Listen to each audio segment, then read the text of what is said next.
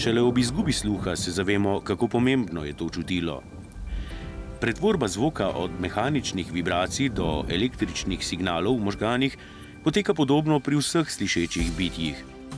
Pri ljudeh zvok potuje najprej do uhlja in sluhovoda, po njem pa naprej do bobniča. Bobnič in 3 drobne slušne koščice, imenovane kladivce, nakovalce in stremence, ga nato pretvorijo v vibracije. Te povzročijo premikanje dlačnic v notranjem ušesu.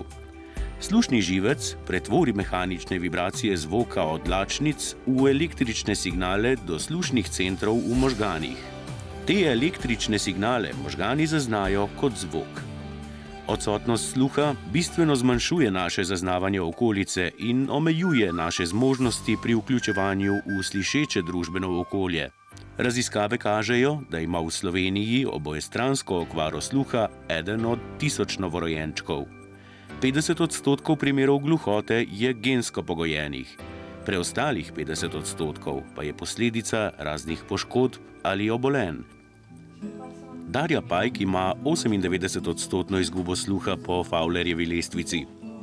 Slušni aparat je uporabljala 24 let, vse dokler z njim ni slišala tako rekoč nič več. Zato se je odločila za operacijo, vstavitev polževega vsadka.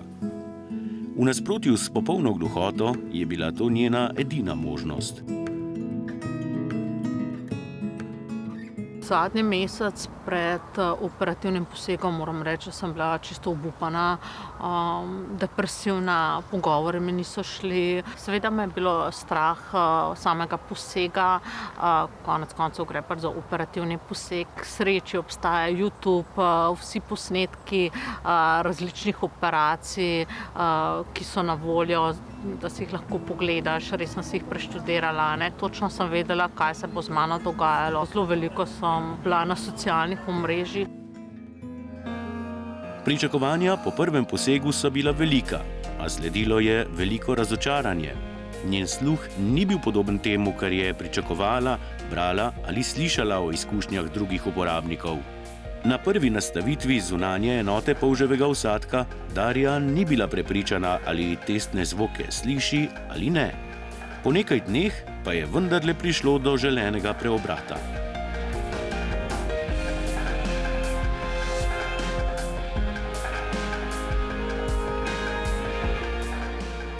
Prvič, ko mi je padla na tla neka taka mala škatlica zdravil, sem slišala zvok. Zdelo se mi je, da slišim zvok. In potem sta moji sosedi v sobi bile tako navdušene z mano in smo vse metale te škatlice zdravil po tleh. Slišim, in slišim. To je bilo mreka nekaj tistega najlepšega. Tako da imam tisto škatlico spominsko doma spravljeno, ker to je bil prvi zvok, ki sem ga dejansko slišala. Vsadek optimalno koristi in pomaga, sem pa bila tudi sama v postopku rehabilitacije, zelo zagnana učenka in sem vložila res ogromno energije v učenje poslušanja.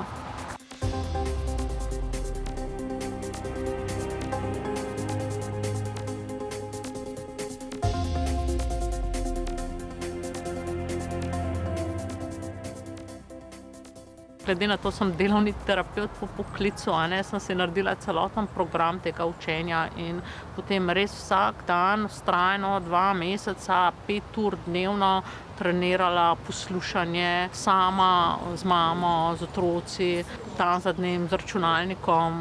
Zelo veliko sem se družila z njima, z raznimi vajami, ki so bile na voljo na spletnih straneh proizvajalcev. Je pa vsekakor treba delati na rehabilitaciji in biti vztrajan pri učenju. Mislim, da je to tisti najbolj pomemben del po samem posegu. Učiš se prepoznavati razliko med moškimi in ženskimi glasovi, med živalskimi glasovi, med glasovi v naravi, med šumenjem vetra.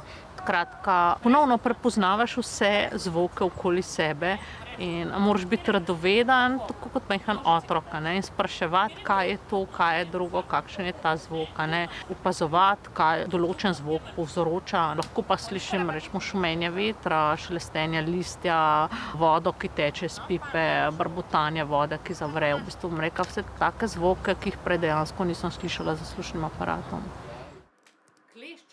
slušnimi aparati je bil zvok nekako zunanji zvok, ki je prihajal v mene, a ne. Zdaj pa kakor da pač je ta zvok znotraj mene, nekako te besede, ne vem, se mi zdijo, da so ponovno takšne, kot so bile v mojem zgodnjem otroštvu, ko je bil moj sluh normalen. Vsekakor jaz priporočam polškov vsadek, ko je izguba sluha tako velika, da slušni aparati ne koristijo več. Meni osebno se je življenje povrnilo, bom rekla, v normalo. Mislim, da je polžev vsadek pri meni v bistvu s tem, ko sem ponovno začela slišati pa razumeti, a ne, naredil ogromno na moje samozavesti, a ne, da se ne počutim tako odvisna, kot sem se počutila prej. Tudi mi ni problem povedati, pokazati vsadka, razložiti, zakaj se gre. Tudi bom rekla, da mi je zvok izjemno prijeten, slušanje glasbe mi postaja čedalje bolj prijetno. Tako da jaz osebno res uživam v svetu, v katerega sem se vrnila, bom rekla, ne.